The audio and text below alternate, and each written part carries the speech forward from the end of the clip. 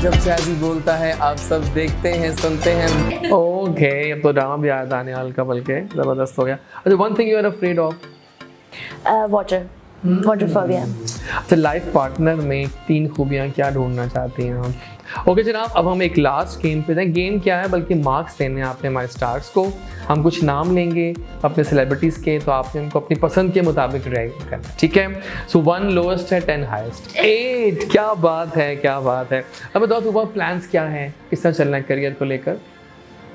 अभी तो यही है फ़िलहाल मॉडलिंग, देन मैं कमर्शियल्स की तरफ आना शुरू हुई हूँ थोड़ा, और इसके बाद देन ड्रामा, और इसी दौरान अगर बजिया बैंड बाजा तो मुझे लग रहा है व्यूअर्स की शादी जल्दी होने वाली है, जो हालात आज गेस किए हैं इस पूरे इंटरव्यू में।